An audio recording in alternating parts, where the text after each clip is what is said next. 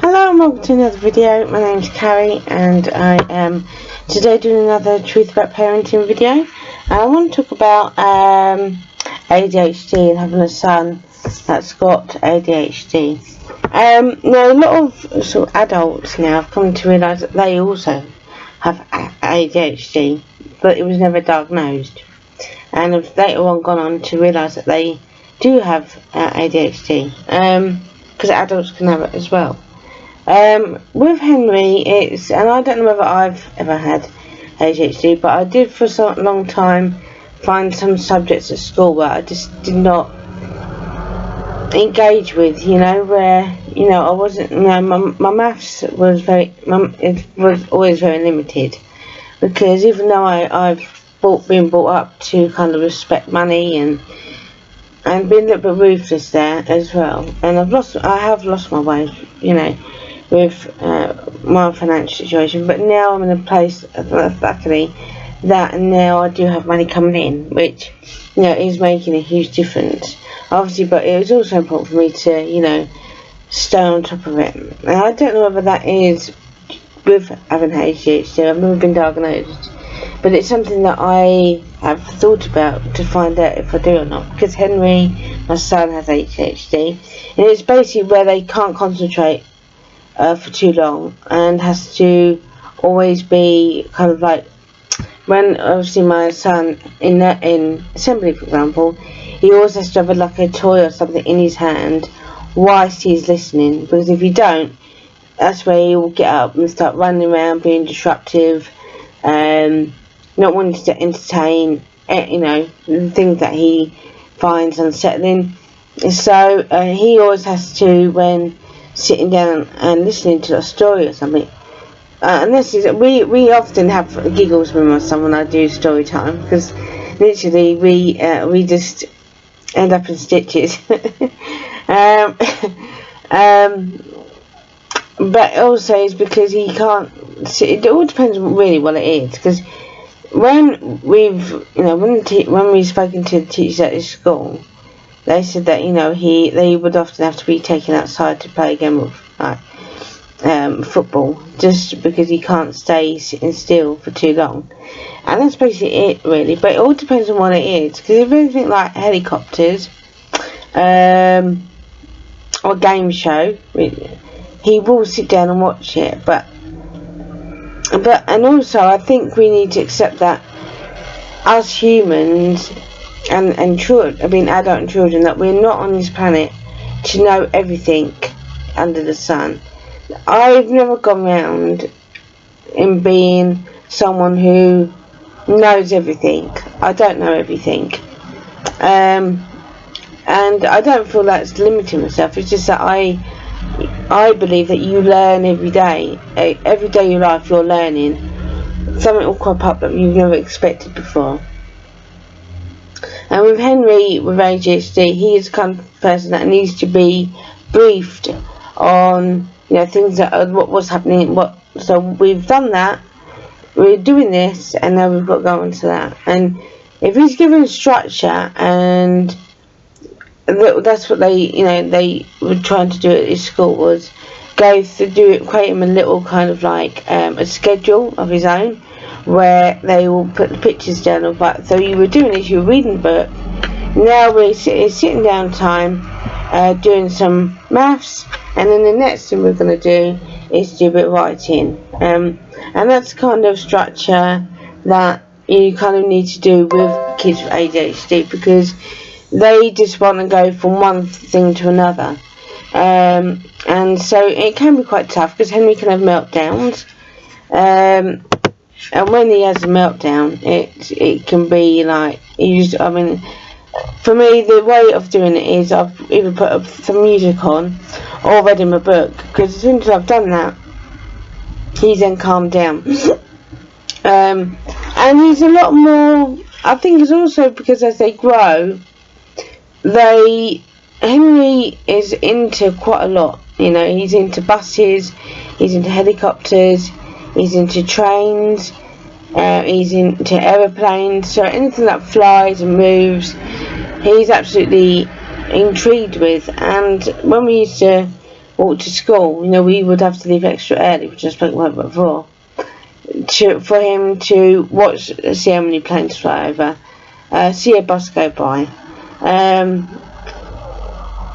see a helicopter, and it's whatever they're interested in, but he flicks from one thing to another, and he can't, and that's ADHD really, where some kids can be happy drawing all day. Henry needs a bit more structure in terms of, okay, we're going to do this now. Okay, so if we do this for about 5 minutes, then in the next 5 minutes we can then play Connect 4, for example. So he needs to be given little spells of different things in order for him to engage in it. And that's what ADHD is really, not being able to concentrate for long periods of time. It's always short bursts of interest. And that can be challenging because, he sometimes finds it hard when he can't use his tablet and it's on charge. And he will kind of feel like, I could see it in his eyes where he thinks, well, have I done something wrong then? And it's like, no, you haven't done anything wrong. You've just got to wait for it to charge up. Because it needs charging before you can use it. And you do have to be a little more explanatory. Bloody hell's a big word. I amaze myself sometimes. See, I could be on Countdown. If I was doing a diploma or a degree. The only degree I know is the pop group. But anyway, so when it comes to ADHD, it can be tough because it's because he continuously needs to be doing something all the time, and that can be quite demanding as you as a parent. But again, it all depends what it is, and he's a bit like me where for me to do some writing and work, sometimes I need to listen to some music. I have to listen to background noise for me to concentrate on writing a blog, for example. So in one respect, I do feel that I also have ADHD, but it's never been confirmed, and it's something that I would think about testing for, because I see a lot of traits in Henry, what I've experienced. But back in the 80s, there was no such thing as ADHD back then.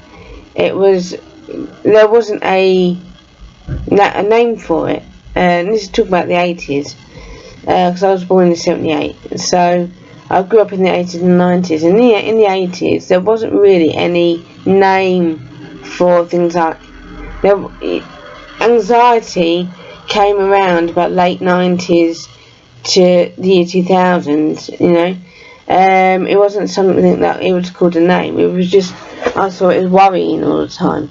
And with ADHD, it's just, they just have to continuously be entertained and want your attention. So it's important that I give it, But then because I find that once I go into work mode, it's like I can't switch off from that. But with Henry, has helped me to calm down now. And me to realise that I'm not on this planet to do 25 things in one day. So I break it down into 4 or 5 things, and that's what you need to do with someone with ADHD. Don't give them loads to do, but give them different things to do. So they do a bit of reading, and then they can play, and then do a bit of they're doing a bit of writing, and then after they've done that they can play. So it's breaking it up into, so it's structured, and they're continuously being fed things to do, and it's just the meltdowns. Now when they will have meltdowns, Henry, for example, waiting for a doctor's appointment, going to the hospital appointment, sometimes it could be a raw nightmare because he can't sit in the waiting room. But he probably could now, but back when he was a toddler, going from nursery to school, he would be a nightmare sometimes when it came to appointments, because he never wanted to sit down. And if he saw other children in there, he'd want to talk to those other children, which is not a bad thing.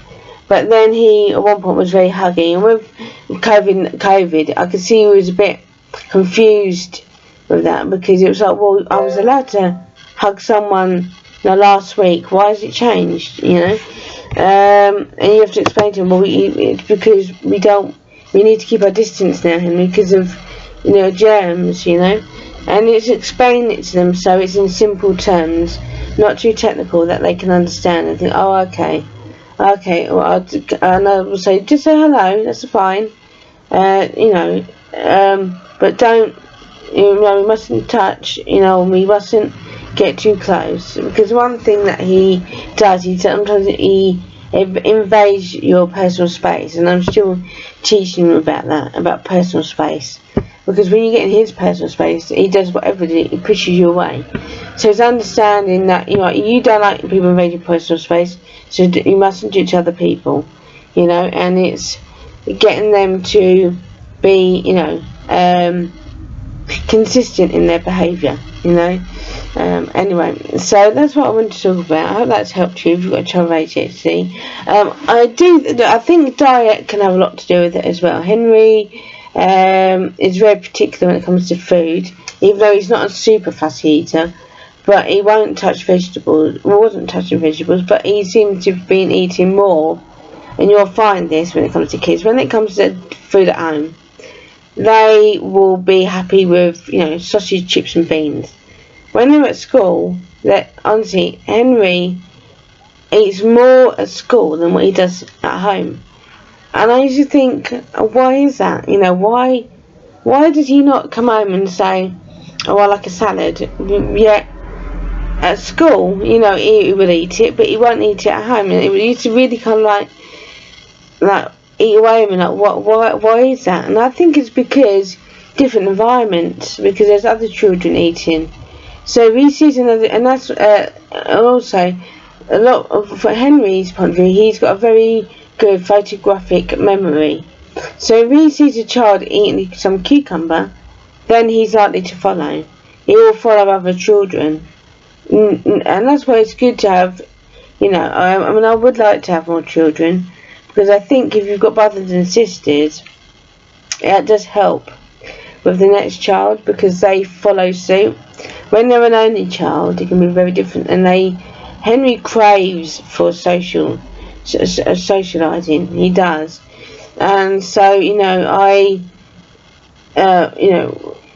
if he has an opportunity to see his cousins, for example, I would let him have it. I wouldn't allow him. I would let that happen, because kids feed off of other kids, and they will sometimes listen to that older child, than you as a parent. And so it is important with people with ADHD that they have that social interaction.